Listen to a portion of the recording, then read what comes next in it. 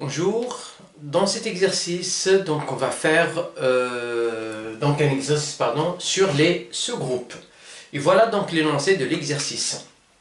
Dans les questions suivantes, déterminer si la partie H est un sous-espace, est un sous-groupe de G. Donc ici, G c'est le groupe additif Z+, et le H c'est l'ensemble des nombres pairs.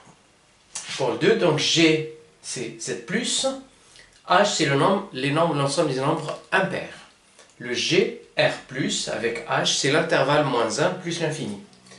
4, G, donc c'est R étoile fois, et H c'est l'ensemble des rationnels, bien sûr, privé de 0.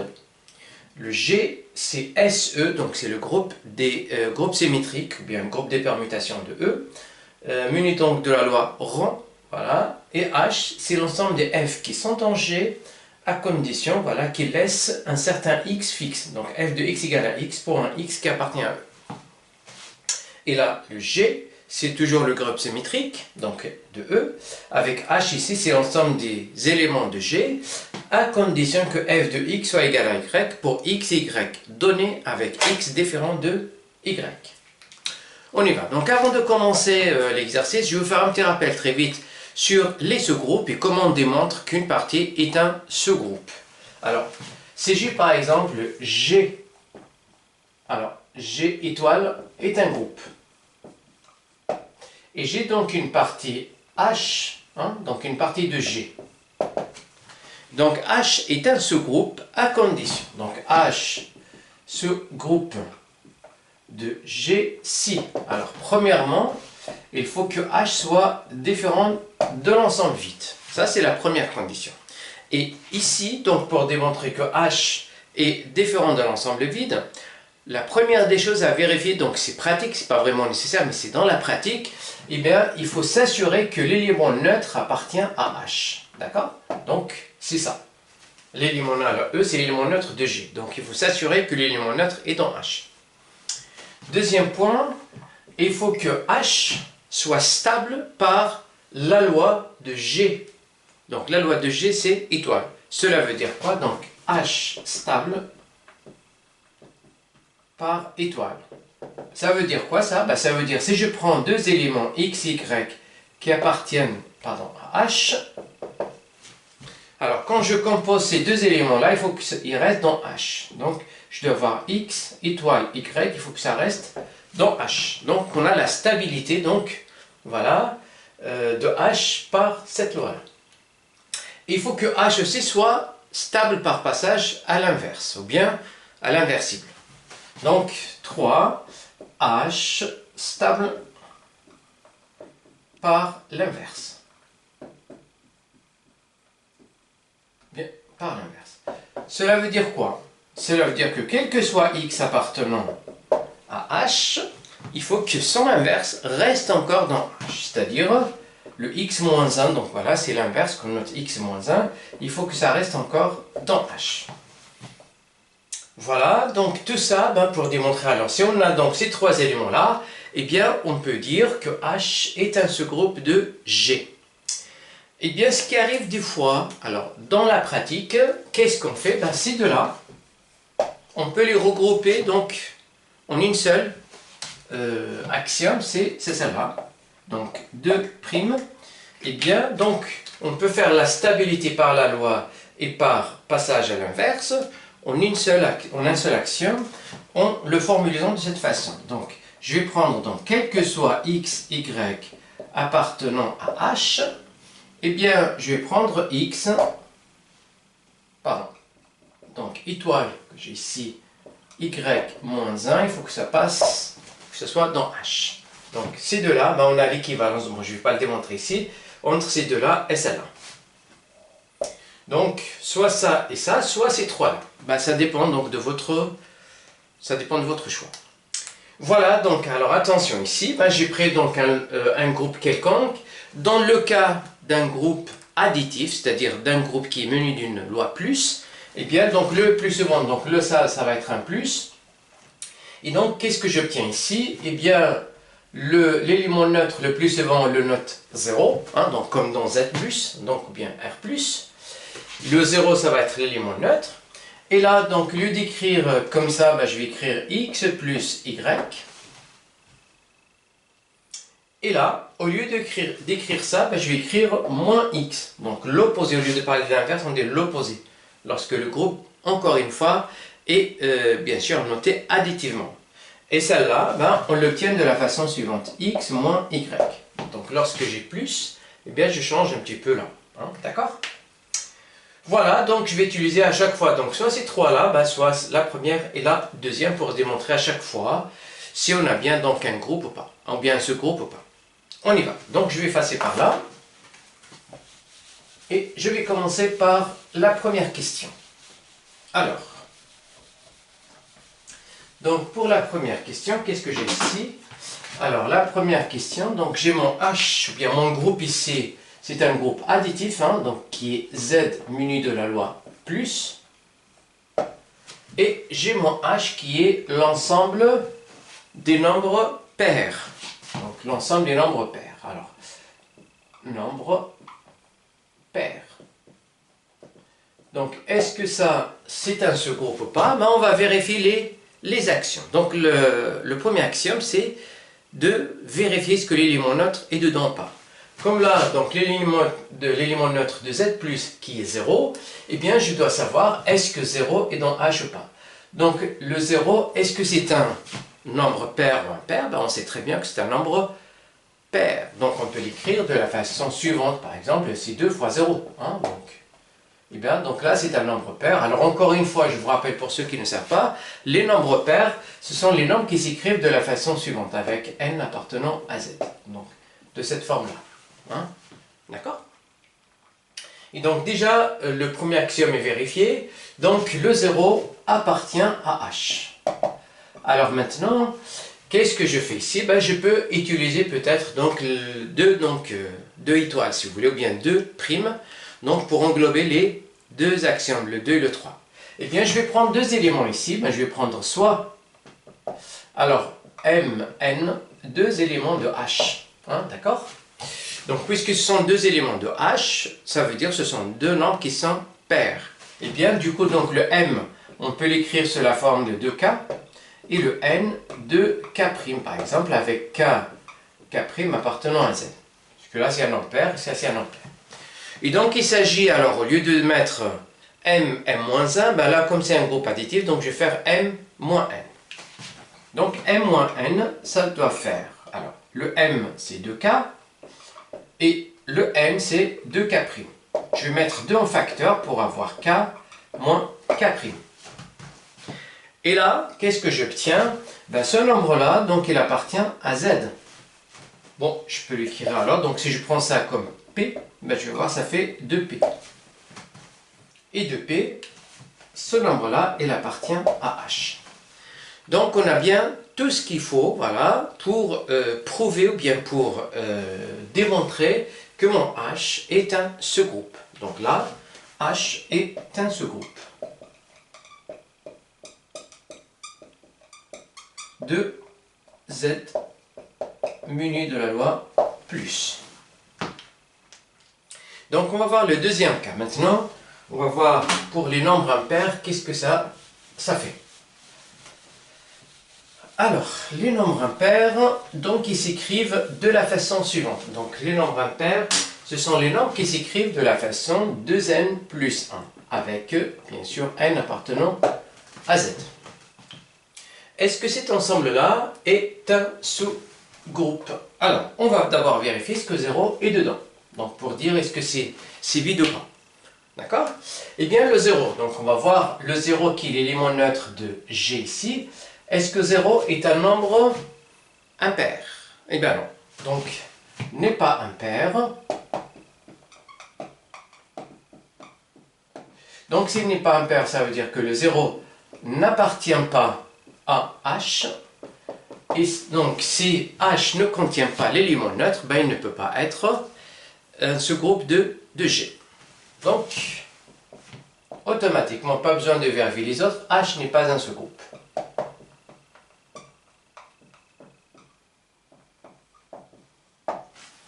Donc, encore une fois, alors avec le rappel que je vous ai fait, alors, lorsque vous avez un groupe, D'accord?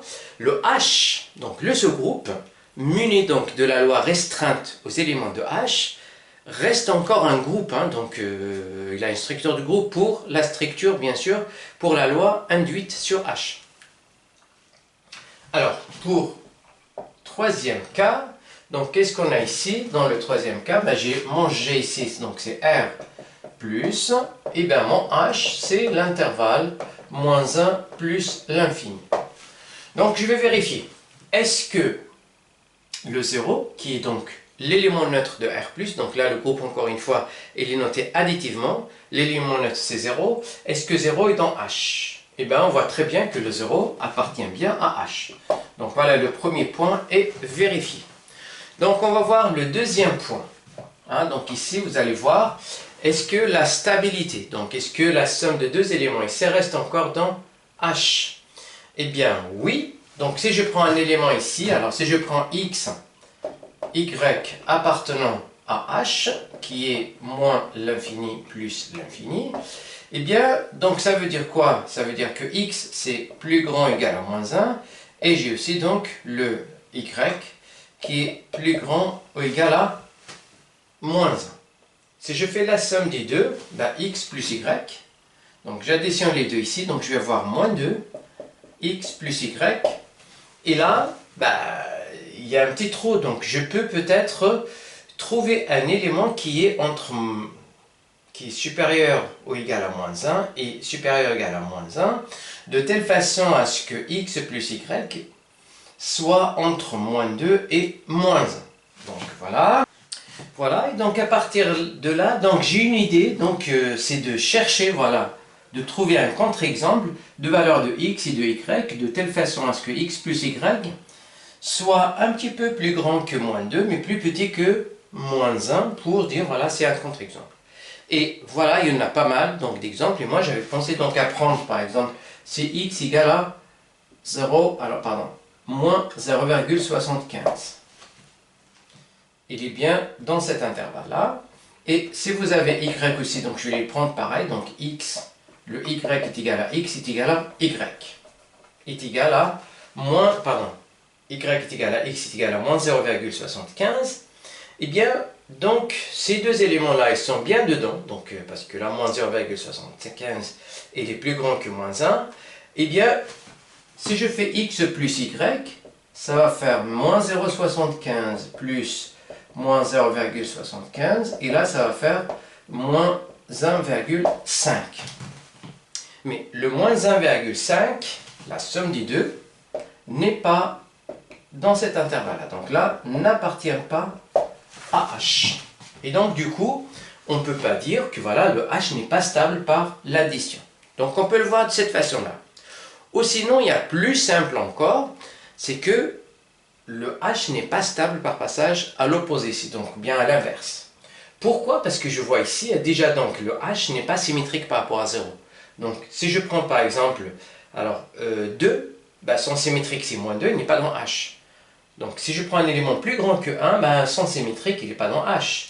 Et bien par exemple, alors là donc normalement ça suffit pour dire que h n'est pas un sous-groupe. Mais il y a plus simple que de prendre cet exemple-là, c'est de prendre par exemple si x est égal à 2, hein, donc il appartient bien à h, mais par contre, le moins x qui est moins 2 n'appartient pas à h. Donc il n'y a pas de stabilité par passage à l'inverse. Donc ce qui fait, eh bien, notre h ne peut pas être un sous-groupe de R+. Donc h n'est pas un sous-groupe.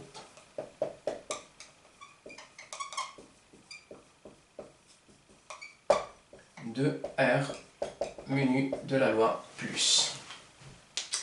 Alors on va passer maintenant à l'exemple numéro 4. Le 4, alors ici, on a donc R étoile, ici donc menu de la loi fois, hein, donc pas plus mais fois, hein, donc il n'y a pas de 0 ici dans cet ensemble.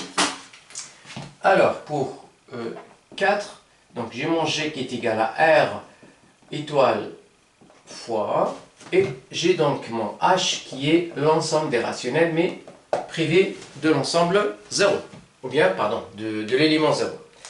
est-ce que ça c'est un sous-groupe? Ben, on va vérifier les actions pour savoir. Donc, première action, est-ce que ça contient l'élément neutre? L'élément neutre de R étoile fois, ben c'est 1, hein, c'est l'élément 1, le nombre réel 1.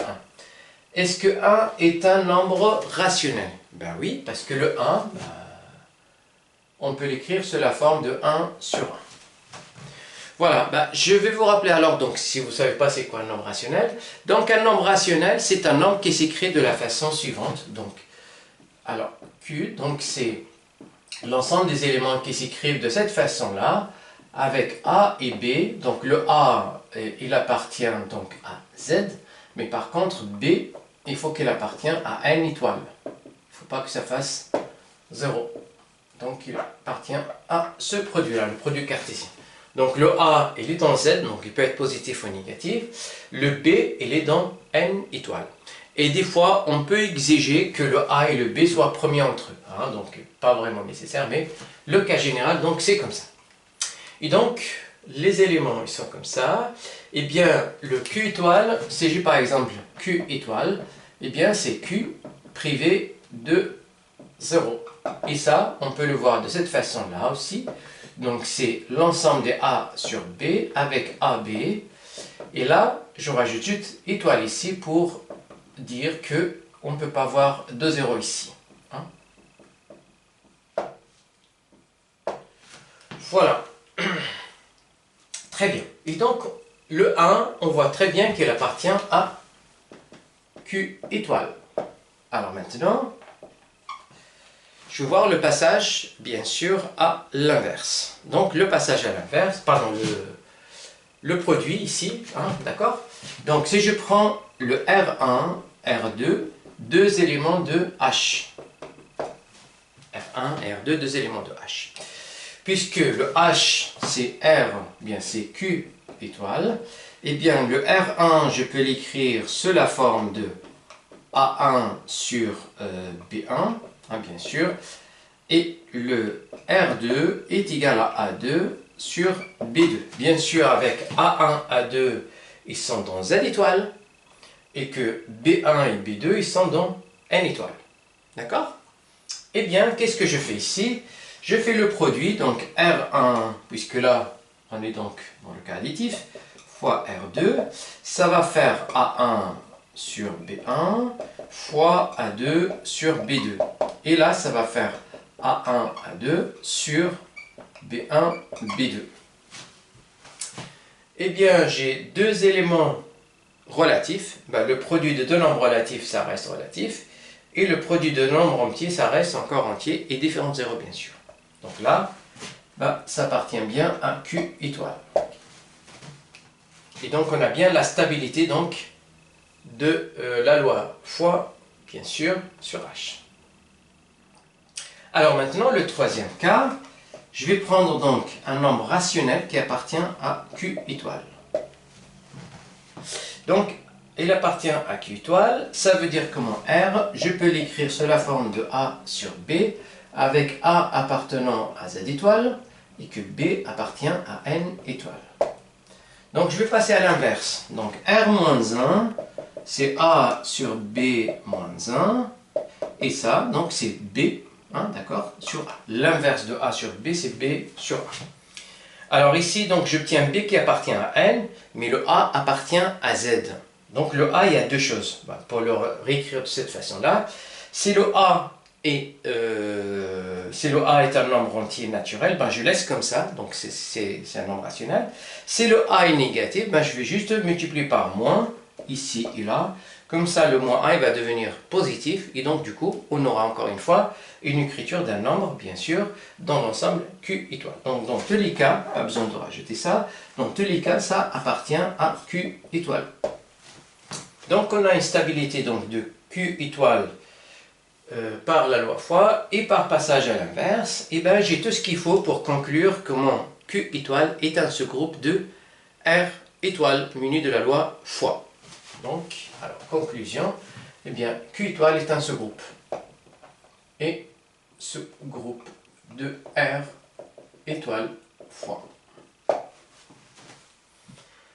Alors maintenant, je passe donc à la question numéro 5.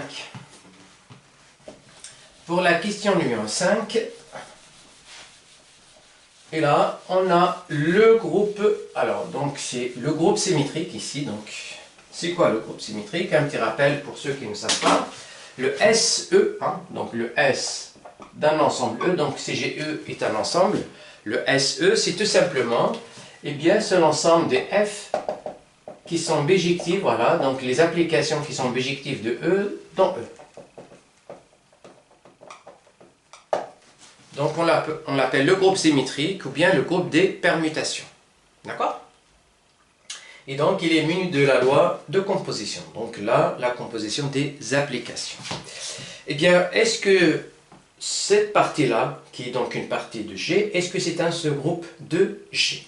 Alors, donc je sais que cet ensemble-là, donc S, E, muni de rang, son élément neutre, c'est l'identité. Hein, donc l'identité de E. L'identité de E, pour qui ne savent pas, donc c'est l'application qui est définie de E vers E pour chaque élément, donc il reste à sa place. Donc on ne le fait pas bouger, donc il reste à sa place. Donc id de E, alors si vous voulez, donc id de E de x est égal à x. Très bien. Alors premièrement, est-ce que cet élément-là, il appartient bien, donc est-ce que l'identité de E appartient à H. Donc, pour que ça appartienne à H, donc je prends X qui est fixé, hein, donc dans E. Est-ce que l'identité fait bien ça? Ben oui, donc on le voit directement, c'est par définition. Eh bien, donc pour X appartenant à E, hein, d'accord? Eh bien, j'ai l'identité de E par définition de l'application identique, ben ça fait X. Donc, ça permet de dire que I de E appartient à H. Donc, on a bien H qui est non vide. Donc, H non vide. Alors, donc ce qu'on va faire maintenant, on va donc voir la stabilité. D'accord? La stabilité.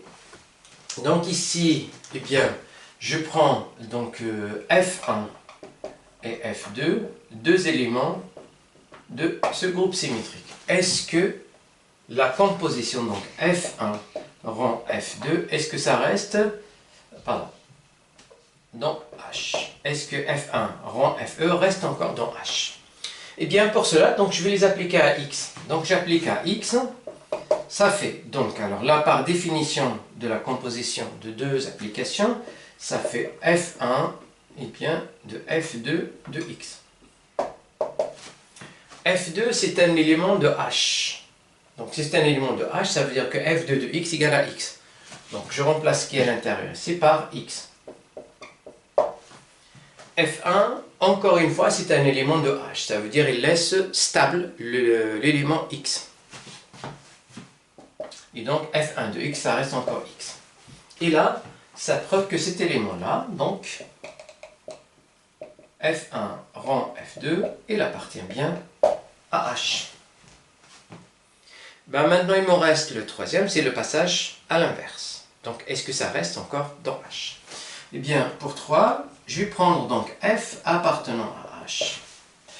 Puisque F appartenant à H, et donc qu'est-ce que j'ai? J'ai F de X qui est égal à X. Alors, je sais que F-1, il existe tout le temps, mais il est dans G. Donc, j'applique F-1 ici et là. Donc, je vais avoir F-1 de F de X égale à F-1 de X. Mais F-1 de F de X, tout simplement, c'est F rang F-1. Et là, par définition de l'application inverse, bien réciproque, ça c'est l'identité. Donc ça, c'est l'identité de E. L'identité de E appliquée à X, ça fait X. Donc j'ai F-1 de X qui est égal à X.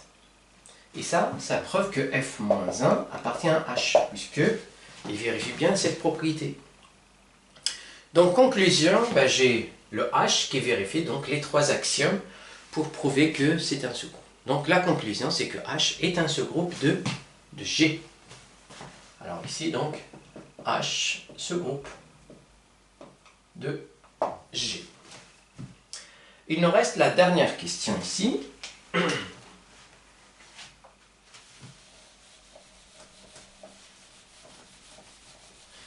Alors, la question numéro 6. Alors, j'avais effacé le SE. Donc, on a toujours le même ensemble. Donc, SE, hein, muni de rang. Et cette fois-ci, le H, c'est l'ensemble de F qui appartient à G, à condition que F de X est égal à un certain Y. Pour E, un ensemble. Et puis, pour X, surtout ici, différent de Y. Donc, pour que ce soit différent du cas précédent. Et bien là, qu'est-ce qui se passe ici?